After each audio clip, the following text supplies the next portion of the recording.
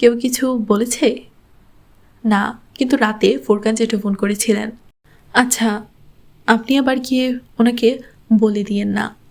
শোনো, আমি কেন বলবো? ফাতেমা উল্টো রেগে গেলেন। যদিও হায়া জানতো মায়েদের বিশ্বাস নেই, হাজারবার বারণ করলেও নিজেদের পুরনো হিসাব চোকানোর সময় কোনো না কোনো সুযোগ এই কথা ব্যবহার করেই ফেলতেন। তবে একজন লক্ষ্মী মেয়ের মতো পুরো ঘটনা মায়ের কানে না ঢুকিয়ে ডোনাটগুলো হজম হওয়া মুশকিল ছিল। তাই পুরো ঘটনাটি বর্ণনা করল, শুধু ইরামের মেসেজ পড়ার অংশটুকু এড়িয়ে গেল। আচ্ছা, জানি না তো, আমরা তো কিছুই টের পেলাম না। তিনি কিছুক্ষণ এ বিষয়ে মন্তব্য করলেন, তারপর হঠাৎ মনে পড়ে বললেন, দেখো, আমি বলতেই ভুলে গেছি, মেহউইশের বিয়ে ঠিক হয়ে গেছে। তিনি জাহিদ চাচার মেয়ের নাম নিলেন, যার সম্বন্ধ অনেকদিন ধরেই নিজের মামাতো ভাইয়ের সাথে ঠিক হয়েছিল। আচ্ছা, তা কবে? হায়া সুখদায়ক বিস্ময় প্রকাশ করে। তুরস্কে আসার সময় জানা ছিল যে এপ্রিলের কোনো তারিখ রাখা হবে, কিন্তু সে ভুলে গিয়েছিল। 1 সপ্তাহ হলো তারিখ ঠিক হয়েছে। যখনই কথা হয় বলতে ভুলে যাই। তারপর তিনি যে তারিখটি বললেন সেটি এপ্রিল মাসের তাদের স্প্রিং ব্রেকের মাঝামাঝি সময় পড়েছিল। তখন তো ডিজে আর আমি মহান তুর্কি সালতানাত ভ্রমণ করব। সাবিনাকে দাওয়াত দিয়েছিলাম, কিন্তু ও বলেছিল সিকান্দার ভাইয়ের শরীর আজকাল খারাপ থাকে, ও আসতে পারবে না। আমি বললাম জিহানকে পাঠিয়ে দিও, ভালো হবে, সাথে হায়াও চলে আসবে, দুজনে বিয়ে অ্যাটেন্ড করবে। কিন্তু ও বলেছিল যে মুশকিল। হায়া ফোন কান থেকে সরিয়ে সেটির দিকে তাকালো এবং তারপর হাসলো। আম্মু মাঝে মাঝে দারুণ জোকস শোনান। ওই অত্যন্ত আনরোমান্টিক মা ছেলে কি আর এমন রোমান্টিক ট্রিপের জন্য রাজি হবে? সে মাথা জাগিয়ে মোবাইল কানে ধরল। ফাতেমা বলেছিলেন, এক তো তোমার ফুপু কোনো কথা পরিষ্কার করে বলেন না, একদম। সে সমর্থন জানালো। ওয়েটার চকলেট আর রং বেরঙের দানা দিয়ে সাজানো দুটি ডোনার প্লেটে করে টেবিলে রাখলো। তো সে বিদায়ী কথা বলতে লাগলো। ইরাম সম্পর্কে আরও জানার আগ্রহ এই মুহূর্তে তার আর ছিল না। সে সন্ধ্যায় তাড়াতাড়ি ঘুমিয়ে পড়েছিল। এসার পর চোখ খুলল, কিছুক্ষণ পড়াশোনা করলো, তারপর রোহেলের সাথে স্কাইপে ঘণ্টাখানিক কথা বলে তাকে তুরস্কের ভ্রমণ কাহিনী শুনিয়ে বেশ বোর করছিল। এখন খিদে পাওয়ায় সে কিচেনে এলো। ডিজে আলু মটর রান্না করেছিল, যা ঝোল কম আর ঘোলাটে পানি বেশি মনে হচ্ছিল, যার মধ্যে আলু, মটর আর পেঁয়াজ ভাসছে। সে নাক সিটকে ওই জগা খিচুড়ি গরম করার জন্য প্লেটে নিচ্ছিল। তখন ডিজে পেছন থেকে এসে জানালো যে সে আর হালে এবং আঞ্জুমবাজির সাথে বেবেকাদা যাওয়ার প্রোগ্রাম বানিয়ে ফেলেছে এবং কাল সকাল 6টায় বাস ধরতে হবে। বেবেকাদা? আবার বেবেকাদা? সে ওভেনের দরজা বন্ধ করে চমকে পেছনে ফিরল। পলক ফেলতেই তার চোখে অপছন্দের রেশ ফুটে ওঠে। হালে আর আঞ্জুমবাজি প্রোগ্রাম বানিয়ে আমাকে জিজ্ঞেস করলো, তো আমি হ্যাঁ বলে দিয়েছি। পানের বোতল দাঁড়িয়ে দাঁড়িয়ে মুখে লাগিয়ে ডিজে কাজ ছাকালো। আর নিশ্চয়ই আমার পক্ষ থেকেও হ্যাঁ বলে দিয়েছ? হায়ের কণ্ঠে স্পষ্ট বিরক্তি ছিল। অবশ্যই। কেন? আমি ওখানে যাচ্ছি না, ব্যাস বলে দিলাম। আমার পক্ষ থেকে আঞ্জুমবাজিকে না করে দাও। সে ঘুরে জিনিসপত্র গুছিয়ে রাখতে লাগলো। তার চুলের ঢেঢেঢালা খোপাটি ঘাড়ের পেছনে দুলছিল। কিন্তু কেন? ওটা আব্দুর রহমান পাশার দ্বীপ, আর আমি ওই লোকটার মুখও দেখতে চাই না। সে রুটির প্যাকেট বের করে ফ্রিজারের দরজা জোরে বন্ধ করল। প্যাকেটটি টেবিলের ওপর রাখলো। জমে যাওয়া দুটি রুটি বের করে প্লেটে রাখলো। এই ময়দার তৈরি তুর্কি রুটিগুলোর নাম তাদের জানা ছিল না। শুধু দিয়া, স্টোরি, ফ্রিজারি ওগুলো নজরে পড়েছিল। আর এতটুকু বুদ্ধি তাদের ছিল যে এগুলো মাইক্রোওয়েভে গরম করে খেতে হয়। তখন থেকে তারা এই রুটিগুলো খাচ্ছিল। ডিজে তার রুটি ওভেনে রাখা পর্যন্ত স্তব্ধতা কাটিয়ে স্বাভাবিক হলো। আব্দুর রহমান পাশা? ওই লোকটা যার কথা আমাদের হোস্ট আন্টি বলছিল, তাই না? হ্যাঁ, ওই লোকটা ক্রিমিনাল স্মাগলার। কিন্তু তার প্রসঙ্গ আসছে কেন? হালে তো বলেছিল যে হালের কথা ছাড়ো, আমি সব বলছি। আগে ক্যাচআপ আনো, তারপর আঞ্জুম বাজিকে কল করে প্রোগ্রাম ক্যান্সেল করো। খাবার খেয়ে তারা দুজন বাইরে এলো। রাত গভীর হয়েছে। দুজনে উলের সোয়েটার পরা ছিল। তারা ডরম বলক থেকে বের হয়ে কথা বলতে বলতে ঘাসের চত্বরে হাঁটতে লাগলো। প্রথমে ডিজে আঞ্জুম বাজিকে ফোন করে ক্ষমা চাইল, এবং যখন তার মনে হলো যে তিনি কিছুটা রেগে গেছেন, কারণ তারা দুজন বেশ পাকিস্তানি মার্কা কাজ করেছিল, আর তুরস্কে প্রতিশ্রুতি ভঙ্গ করা খুব খারাপ মনে করা হয়, তাই এই পরিস্থিতি সামাল দিতে হায়া ফোন নিয়ে নিল। সে জানালো যে তার ফুপু তার বন্ধু ও তাকে কাল বাড়িতে দাওয়াত দিয়েছে, তাই আঞ্জুমবাজি যেন তার দাওয়াত কবুল করে তাদের সাথে চলেন। বিবেকাদা অন্য কোনো দিন যাওয়া যাবে। এভাবে আঞ্জুমবাজি তার কথা মেনে নিল। এখন তারা দুজন হাঁটতে হাঁটতে দিয়া স্টোর এর সামনে ফোয়ারার কার্নিশে এসে বসল। ফোয়ারার পানি ছিটে ছিটে নিচে পড়ছিল, আর এই পানিতে তৈরি হওয়া বুদবুদগুলোর দিকে তাকিয়ে হায়া অদ্যপ্রান্ত সব গল্প তাকে শুনিয়ে দিল। ডিজে কতক্ষণ চুপ করে বসে রয়, তারপর ধীরে ধীরে ভেবে বলতে লাগলো, তাহলে পিঙ্কি ওইটা কি মেজর আহমেদ যে আমাদের মার্কেটে দেখা দিয়েছিল? একদম। আর ডলি কি আসলে হিজড়া ছিল? সম্ভবত সে ওদের পুরনো চাকর। আর তুমি অমনি হুট করে ওর বাড়িতে চলে গেলে। হুট করে মানে? ওই পার্সে আমার পাসপোর্ট ছিল। আর ভালোই হয়েছে। হায়া নিজের ভুল স্বীকার করবে? এটা অসম্ভব ছিল, কিন্তু তুমি তাকে ফোন করে অনেক বড় ভুল করে ফেলেছ। তো ভুগছি তো। ওই ভুলের মাসুল। ওই পাষাণ লোকটা একবারও ভাবল না যে জিহানের এই রেস্টুরেন্ট ছাড়া আর অন্য কিছুই নেই, অথচ সে ওটাকে এভাবে তছনছ করে দিল। এখন নিশ্চয়ই সে ওর ল্যান্ডলেটিকে উস্কানি দেবে যাতে সে রেস্টুরেন্ট ফেরত নিয়ে নেয়। সে ভীষণ অনুতপ্ত ছিল। তোমার কি মনে হয় সে কি তোমাকে সত্যি ভালোবাসে? কাউকে কষ্ট দেওয়া ভালোবাসা নয়। কিছুক্ষণ তারা এই বিষয়টি সব দিক থেকে আলোচনা করল। তারপর ডিজে হাত তুলে চূড়ান্ত ভঙ্গিতে বলল, একটা কথা তো নিশ্চিত, এখন সে ঝামেলা খতম হয়েছে। সে আর তোমার পেছনে আসবে না। সে মাথা নেড়ে উঠে দাঁড়ায়। রাত অনেক হয়েছে, এখন তাদের ফিরতে হবে। ঘাসের ওপর দিয়ে ডরম ব্লকের দিকে যেতে যেতে সে ভাবছিল যে নিজের সমস্যা অন্যকে বললে তার সমাধান হয় না। মনের বোঝা অন্যের সামনে হালকা করতে গিয়ে অনেক সময় আমরা নিজের ব্যক্তিত্বকে অন্যের সামনে হালকা করে ফেলি। দুশ্চিন্তা শেয়ার করলে কম হতে পারে, শেষ হয় না। যেমন তার দুশ্চিন্তা এখনও তার সাথেই ছিল। ক্লাসরুমের জানালা দিয়ে সূর্যের আলো ছিটকে ভেতরে আসছিল। সকালের আর্দ্র বাতাস বারবার কাচের গায়ে ধাক্কা খেয়ে ফিরে যাচ্ছিল। জিও ইনফরমেশন সিস্টেমের প্রফেসর নিজের নির্দিষ্ট ঢঙে লেকচার দিচ্ছিল। তার পাশে বসা ডিজে আপাতত দৃষ্টিতে খুব মনোযোগ দিয়ে লেকচার শুনছিল এবং রেজিস্টারে লিখছিল।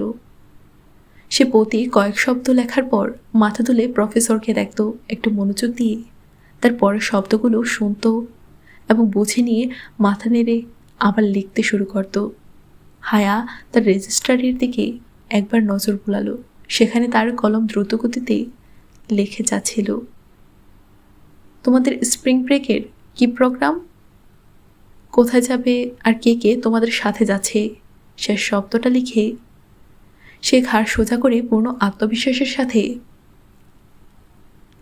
প্রফেসরের দিকে তাকাতে তাকাতে রেজিস্টারটি ডানে বসা মুরতাসিমের দিকে বাড়িয়ে দেয়। এটি ছিল তাদের এবং ফিলিস্তিনিদের একমাত্র কমন ক্লাস। মুরতাসিম খোলা রেজিস্টারের দিকে একবার তাকালো এবং তারপর মাথা নিচু করে কিছু লিখতে লাগলো। যখন রেজিস্টার ফেরত এলো তখন তাতে ইংরেজিতে লেখা ছিল, আমরা তুর্কি লাতাকিয়া যাচ্ছি, 7 দিনে 7টি শহর, আমরা 5 জন আর টালি। আর তোমাদের কি প্রোগ্রাম? ওফ, আবার এই টালি। ডিজে বিরক্তির সাথে উত্তর লিখতে লাগলো, আমরাও 7 দিনে 7টি শহর ঘোরার কথা ভাবছি। সে রেজিস্টারটি সামনে এগিয়ে দিল এবং তারপর একটু হেলান দিয়ে বসলো। মুরতাসিম এখন পৃষ্ঠায় কয়েকটা শব্দ হিজবিজি কাটছিল। তাহলে আমাদের সাথেই চলো না। তোমাদের কবে বের হতে হবে? প্রথম ছুটির দিন। মুরতাসিম তার প্রোগ্রাম জানালো, আমাদের দ্বিতীয় ছুটিতে বের হতে হবে, তাই তোমাদের সাথে যাওয়া কঠিন হবে। আচ্ছা, ছুটির পর দেখা হবে, নো প্রবলেম। সাথে মুরতাসিম একটি স্মাইলি ফেস আঁকলো। হায়া দাঁতে দাঁত চেপে কোনো মতে হাই তোলে আটকানোর চেষ্টা করলো। এই ক্লাসের চেয়ে বোরিং কোনো ক্লাস তার কাছে মনে হতো না। হঠাৎ মুরতাসিম রেজিস্টারটি ডিজের দিকে বাড়িয়ে দিলে তাতে লেখা শব্দগুলো পরে ডিজের রেজিস্টারটি হায়ের সামনে রাখলো। হায়া সামান্য ঘাড় ঘুরিয়ে দেখল ওপরে সে ইংরেজিতে লিখেছিল, ট্রান্সলেট ইন উর্দু প্লিজ। তার নিচে আরবি ইবারত লেখা ছিল, কাইফা হালুকা। হায়া আঙুলের ফাঁকে কলম ধরল এবং উর্দু হরফে লিখল, আপকা ক্যা হাল হ্যায়,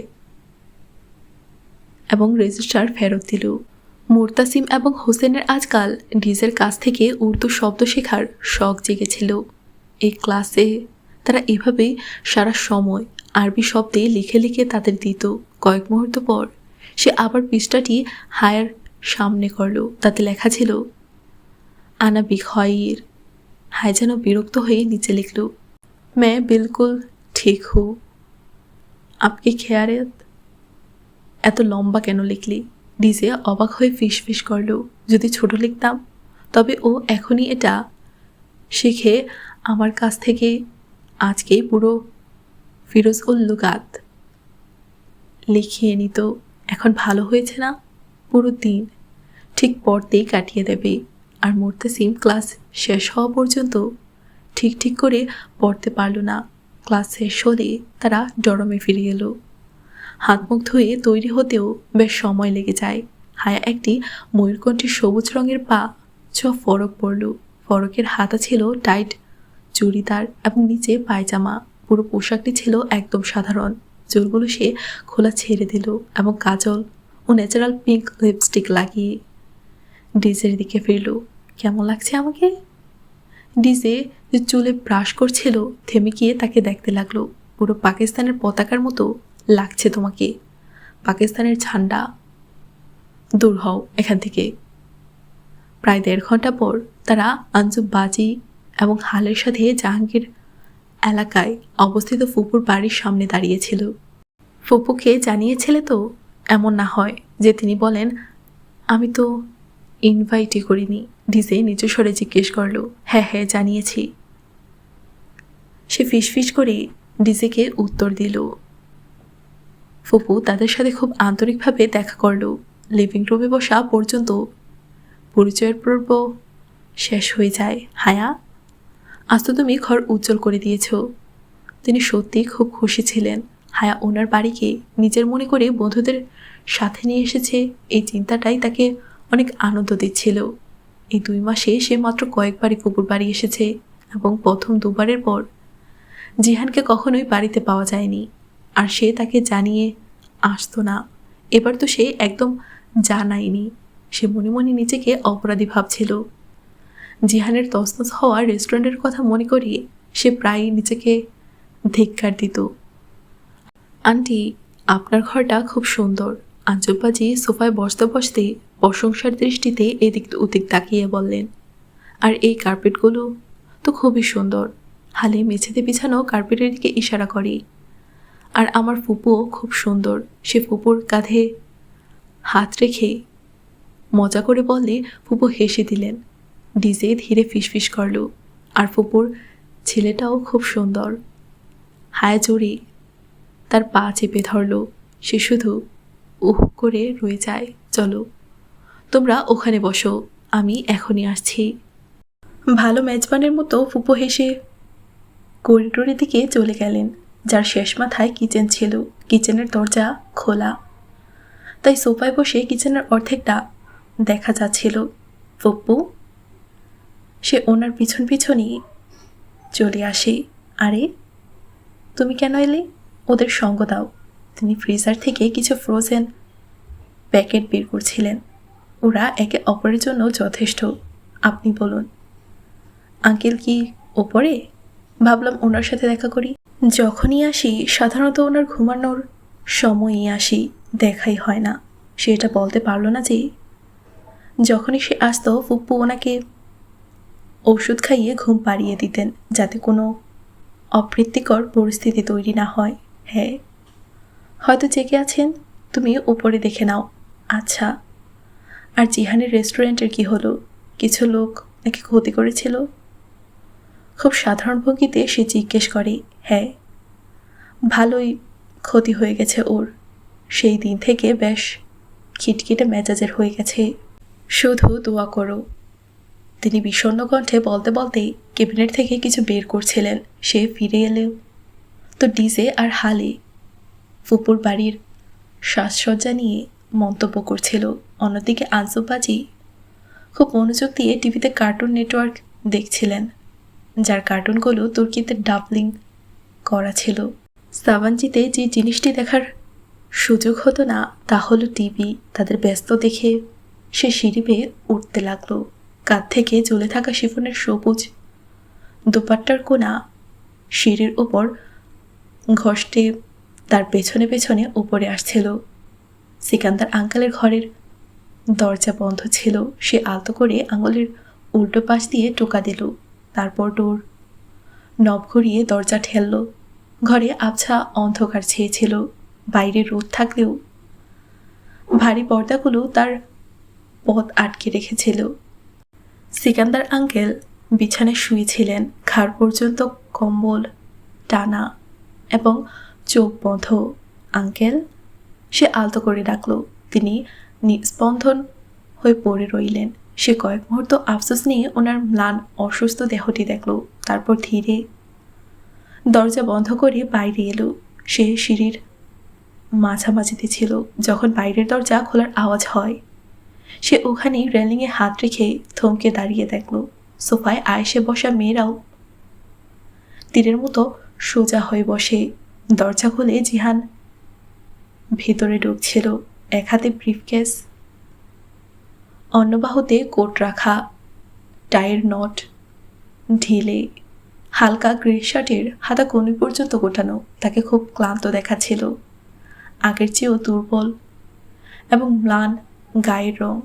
দরজা বন্ধ করে সে ঘুরল তো হঠাৎ থমকে দাঁড়ালো। আসসালামু আলাইকুম। সে যে সিঁড়ির মাঝে দাঁড়িয়েছিল সালাম দিয়ে সিঁড়ি পেয়ে নামতে লাগলো। জিহান চমকে মাথা তুলল, তারপর তাকে দেখে মাথার ইশারায় সালমায়ের জবাব দিল। ফুপুর সাথে বন্ধুদের পরিচয় করিয়ে দিতে এনেছিলাম। Nice to meet you. কোনো হাসি ছাড়াই সে দাঁড়িয়ে সৌজন্যমূলকভাবে বলল এবং উত্তরের অপেক্ষা না করেই সে গম্ভীর ভাব নিয়ে কিচেনের দিকে এগিয়ে যায়। ইনি? আঞ্জুমবাজি প্রশ্নবোধক চোখে তাকে দেখলেন। ফুপুর ছেলে জিহান। সে কিছুটা লজ্জিত হয়ে পরিচয় করিয়ে দিয়ে সে সিঁড়ি ভেঙে সোফায় এসে বসল। সেখান থেকে কিচেনের অর্ধেক দৃশ্য দেখা যাচ্ছিল। জিহানের কোট করিডোর স্ট্যান্ডে ঝুলছিল এবং ব্রিফকেস কাউন্টারে রাখা।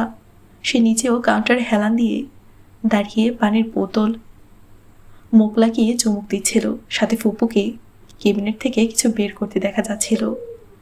বাড়ি ছোট ছিল এবং করিডোরে সংক্ষিপ্ত হওয়ায় কিচেনে কথা বলা ব্যক্তিদের কণ্ঠ পরিষ্কার শোনা যাচ্ছিল। জিহান, এত তাড়াতাড়ি? ফুপু কাজ রেখে তার দিকে মনোযোগ দিয়ে বললেন। জবাবে সে বেশ রূঢ়ভাবে তুর্কি ভাষায় কিছু বলল তো ডিজেকে কিছু বলতে থাকা হালে চমকে কিচেনের দিকে তাকালো। জিহান, ফুপু সতর্ক দৃষ্টিতে তার দিকে তাকালেন। সে জবাবে বেশ তিক্ততার সাথে কিছু বলে বোতলটি টেবিলের উপরে রাখল। হালে কিছুটা অস্বস্তির সাথে নড়ে চড়ে বসে। হায়া তার মুখের বিভ্রান্ত অভিব্যক্তিগুলো গভীরভাবে দেখছিল।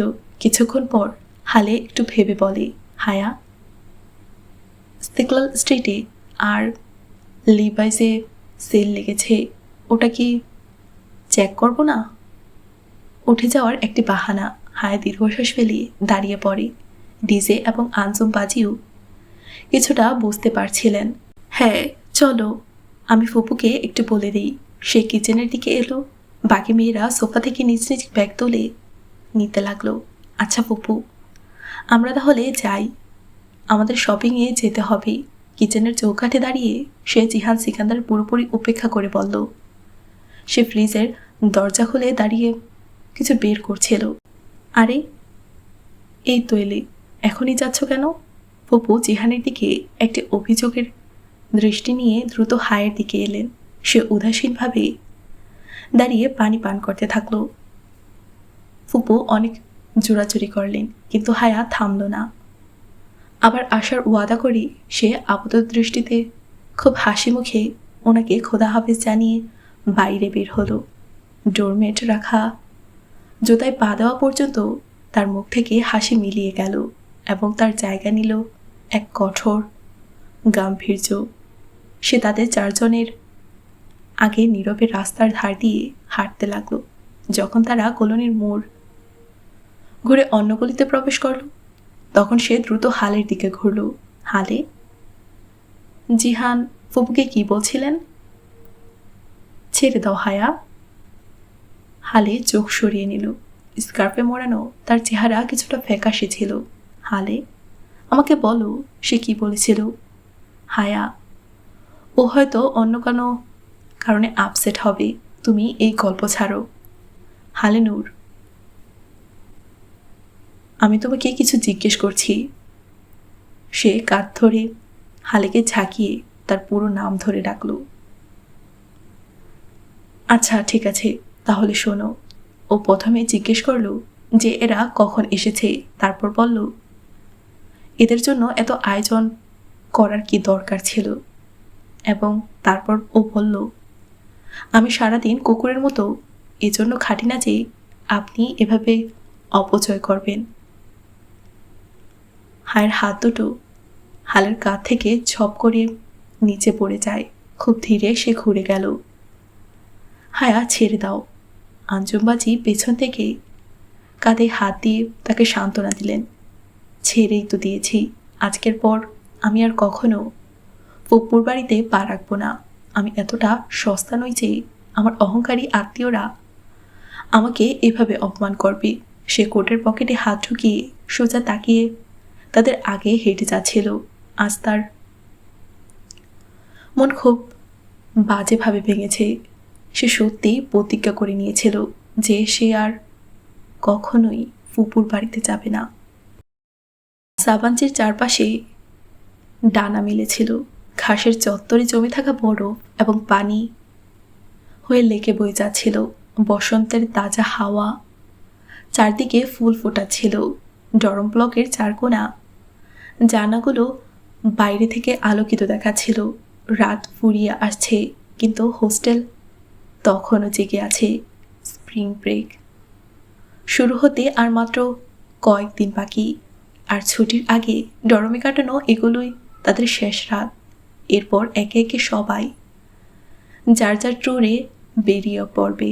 খাদিজা, হায়া, টালি আর চেরির ডরমে আড্ডা তখন তুঙ্গে।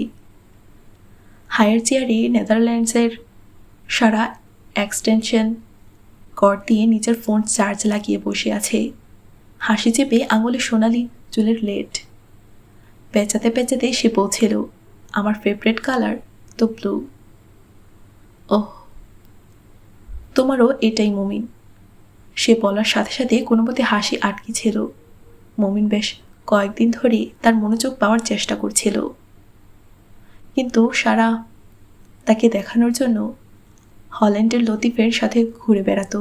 লতিফ খাঁটি ডাচ এবং ক্যাথলিক ছিল, কিন্তু আফগানিস্তানে জন্ম হওয়ায় তার মা বাবা তাদের এক আফগান বন্ধু লতিফের নামে তার নাম রেখেছিল। এভাবেই সে মোমিন বাদে বাকি সব ফিলিস্তিনিদের ভালো বন্ধু হয়ে উঠেছিল। সামনে ডিজের চেয়ারে হালে বসেছে এবং তার উল্টো দিকের কাউচে স্পেনের স্যান্টা। তারা দুজনই নিজেদের মাঝে একটি ম্যাগাজিন খুলে মন্তব্য করছিল, এই ডিজাইনের সাথে কি এই কন্ট্রাক্ট অন্যরকম লাগবে না? হালে দ্বিধাদ্বন্দ্বে স্যান্টাকে জিজ্ঞেস করছিল। চেরি তার বাঙ্কের সিঁড়ির কাছে দাঁড়িয়ে নিজের কিপোয়া তেলের অর্ধেক হয়ে যাওয়া শিশিটি তাদের দেখিয়ে বারবার না সূচক মাথা নাড়াই। আই ডোন্ট বিলিভ সো বলে যাচ্ছিল। কিচেনে রাখা তার বোতলটি কোনো মেয়ে ব্যবহার করে উপরে একটি চিরকুট লাগিয়ে ক্ষমা চেয়ে লিখেছিল, যেহেতু আমি তাড়াহুড়োয় ছিলাম তাই আমি জিজ্ঞেস করতে পারিনি। আর চেরি তখন ওই কয়েক ফোঁটা তেলের শোকে কাতর হয়েছিল। এই চাইনিজদের মনও তাদের উচ্চতার মতোই হয়, ছোট এবং নিচু। টালিজে উপরে নিচের বাঁকে বসে হায়াকে ইসরায়েল নামা শোনাচ্ছিল।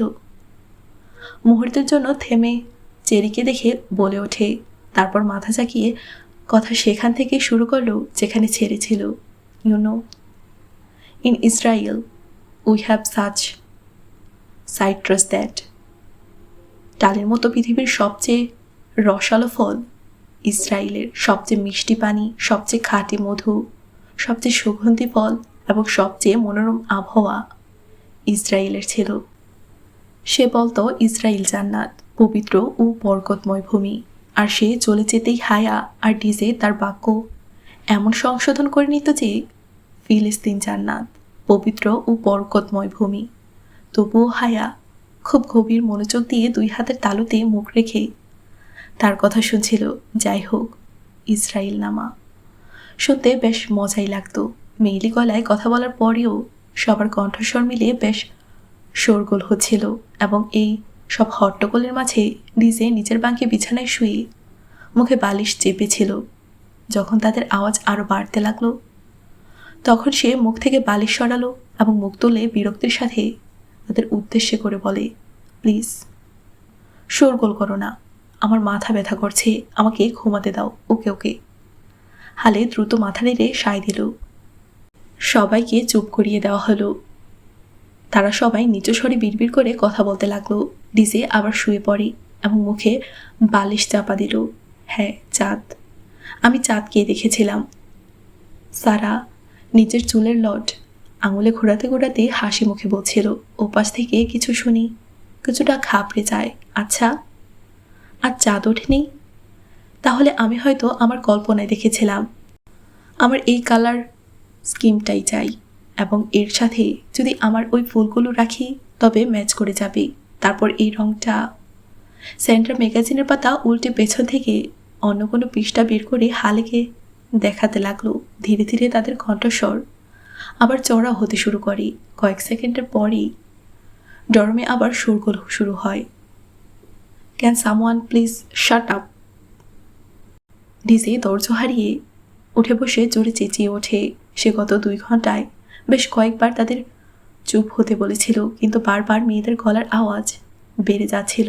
কিন্তু তার এই চিৎকার ডরমে মুহূর্তেই নিস্তব্ধতা নেমে আসে। ব্যাস, তুমি আরাম করো, আমরা চুপ। এখন সবাই আস্তে কথা বলে, ঠিক আছে? হায় দ্রুত হেসে তাকে আশ্বস্ত করল। সে কিছু বিড়বিড় করতে করতে আবার শুয়ে পড়ে এবং ঘরের সবাই নিচু ফিসফিসানিতে কথা বলতে লাগলো। কয়েক মুহূর্ত কাটল। তারপর ইসরায়েল, আমাদের পবিত্র গাছ সবচাইতে। প্রথমে টালির কণ্ঠস্বর চড়া হলো, এরপর সারা, এরপর হালে এবং শেষে চেরি। সে এখনও সবাইকে মনোযোগ দেওয়ার চেষ্টা করে শিশিটি দেখাচ্ছিল। মানে এটা কোন ধরনের নৈতিকতা যে কারো তেল তাকে না জিজ্ঞেস করেই ব্যবহার করে ফেলা হবে? শোরগোল আবার ফিরে আসছিল। ডিজে হুট করে বলে উঠল, কম্বল ছুলে মারল। বাঁকের সিঁড়ি ডিঙিয়ে নিচে নামলো। নিচের টেবিলে রাখা সোয়েটারটি গলায় জড়ালো। পাশে রাখা 3টি বই তুলে নিল। ভাঁজ করা চশমাটি চোখে লাগালো এবং নীরবে কারো দিকে না তাকিয়ে বাইরে বেরিয়ে যায়। সে নিজের পেছনেই সজোরে দরজা বন্ধ করে দিয়েছিল। ডরমে হঠাৎ নিস্তব্ধতা ছেয়ে যায়। সবাই একে অপরের দিকে তাকালো। সারা কিছু না বলে ফোনটি ক্রেডেলে রেখে দিল। চেরি লজ্জিত হয়ে নিচের শিশিটি আবার ব্যাগে রাখলো। হালে আর স্যান্ডা ম্যাগাজিন বন্ধ করে দিল। অনেকগুলো অপরাধবোধের দৃষ্টি বিনিময় হয়।